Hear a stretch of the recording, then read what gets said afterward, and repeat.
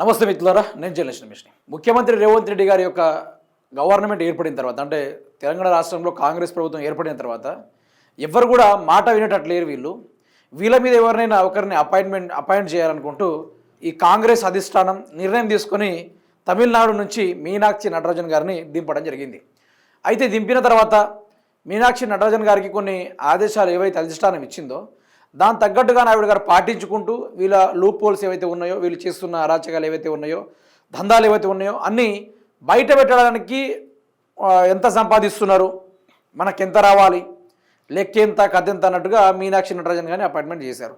Appoint చేసిన తర్వాత Congress party వాళ్ళు అధిష్టానం ఏం చెప్పిందంటే మీనాక్షి నటరాజన్ గారు చెప్పినట్టుగానే వినాలి, ఆవిడ గారు చెప్పినట్టు ఎవరు కూడా ఆ లైన్ దాటిపోవద్దు అన్నట్టుగా వాళ్ళు మీటింగ్ కూడా పెట్టుకున్నారు. తర్వాత ఏమైంది, మెల్లమెల్లగా సంపాదన మీద దృష్టి పెట్టింది కాంగ్రెస్ ప్రభుత్వం. ఎక్కడ భూములు ఉన్నా కూడా, ఏ ఏరియాలో ఏమున్నా కూడా దోచుకున్నాడు మాత్రమే చూసుకుంది. అది మనం చూసింది. ఈ తర్వాత ఏమైంది, ఇక డబ్బుల మధ్య లొల్లిలు. ఒక రూమ్లో కొట్టుకుంటే అది వేరు, కానీ తెలంగాణ రాష్ట్రం అదేవిధంగా భారతదేశం వైపు మొత్తంగా రేవంత్ రెడ్డి ప్రభుత్వం వాటాల కాడ లొల్లు ఇచ్చిందని దాకా పెద్ద ఇష్యూ అయింది. దానిపైన కూడా ముఖ్యమంత్రి పదవిలో రేవంత్ రెడ్డిని అనవసరంగా కూర్చోబెట్టినాం అనుకుంటూ అధిష్టానం కూడా తల మీద చేపెట్టుకుని బాధపడ్డ రోజులు కూడా ఉన్నాయి. అవన్నీ అయిన తర్వాత మీనాక్షి నటరాజన్ గారిని ఇప్పుడు ఎవరు ఒక లెక్కని చెప్పాలంటే లెక్క చేస్తలేరు. ఏ ఒక ముఖ్యమంత్రి కానీ, మంత్రులు కానీ, తెలంగాణ టీపీసీసీ వాళ్ళే కానీ, ఎవరున్నా కానీ అసలు దాన్ని ప్రధానంగా ఎవరు పరిగణించట్లేదో, వారి మాట కూడా వినలేదు. ఇవన్నీ చూసిన తర్వాత మీనాక్షి గారు అబ్బో నేను విండా, ఇక్కడ ఎవరు కూడా నా మాట వింటలేరు, నేను ఇక్కడ ఉండా, నేను వెళ్ళిపోతాను అనుకుంటూ మీనాక్షి నటరాజన్ గారు కొంచెం హట్ అయ్యారంట ఈ ప్రభుత్వాన్ని చూసి. అయితే ఈ భాగవతాలన్నీ ఎలా బయటపడతాయని ఇప్పుడు కేసీఆర్ గారు అసెంబ్లీకి వచ్చారు. రాగానే రేవంత్ రెడ్డి సార్ ఈ చేతులు అనుకోకండి, ఇది కాళ్ళు అనుకోండి అనుకుంటూ డైరెక్ట్ పోయి కలిసిన వ్యవహారం మనం చూస్తూ ఉన్నాం.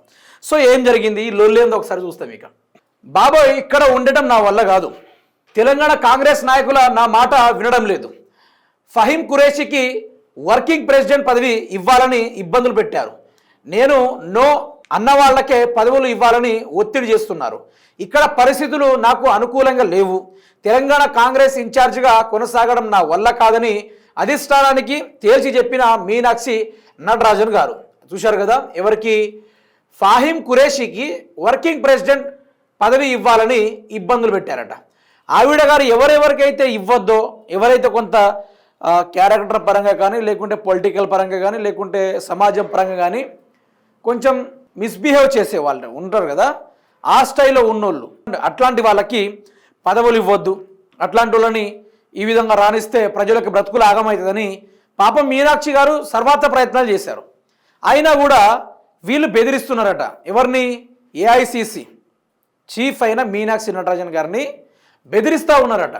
అంటే అన్ని శాఖల్లో రేవంత్ రెడ్డికి అనుగుణంగా ఉండాలి, అట్లయితేనే కొంచెం దుడ్లు దండిగా దుండుకోవచ్చు అనేది ఆయన ప్లాన్. ఈ విధంగానే కొనసాగుతున్న తరుణంలో నేను ఫలానా మనిషి వద్దు అనుకుంటే రేవంత్ రెడ్డి కావాలంటుండు, ఈ మనిషి వద్దు అని నేను నా లెక్కలు వేసుకుంటే ఈ ప్రభుత్వం వాళ్ళందరూ కలిసి నా మీద ప్రెషర్ పెడుతున్నారు, అట్లాంటి వాళ్ళనే ఆ శాఖలలో నూకేయండి, లేకుంటే వర్కింగ్ ప్రెసిడెంట్ ఇవ్వండి, లేకుంటే ఇంకేమైనా ఇచ్చే కార్యక్రమాలు చేయండి అనుకుంటే ఈ విధమైన ఒత్తిడి తీసుకొస్తున్నారట ఈ కాంగ్రెస్ ప్రభుత్వం వాళ్ళు. ఇందులో ముఖ్యమంత్రి రేవంత్ రెడ్డి లేకుంటే వాళ్ళు వీళ్ళు ప్రధానంగా చెప్పలేదు. కానీ కాంగ్రెస్ అంటే ఎవరు వస్తారు, ఇక మెయిన్లీ మంత్రులు, ముఖ్యమంత్రి మాత్రమే వస్తాడు.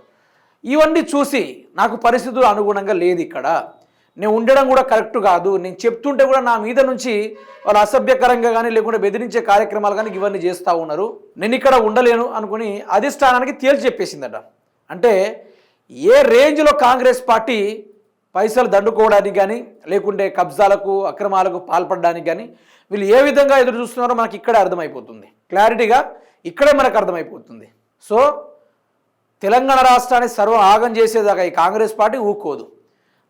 ఉన్న సొమ్మంతా ఇక్కడ మెయిన్గా మీనాక్షి నటరాజన్ గారిని ఎందుకు పెట్టారంటే కేసీఆర్ గారు బ్రహ్మాండంగా తీర్చిదిద్దారు తెలంగాణని, కుప్పలుగా సంపాదన ఉంది.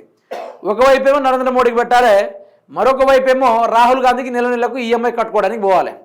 ఒకరోజు ఈఎంఐ బంద్ అని అనుకో, కథ రేవంత్ రెడ్డి పది ఊస్తే కుర్చీలకు 4 కోళ్ళు ఏవైతే ఉన్నాయి వాటిని తలో కోళ్ళు కూడా విక్కొని నేను కూర్చుందామని, నువ్వు కూర్చుందామని మంత్రులు కూడా చూస్తూ ఉన్నారు అన్నమాట.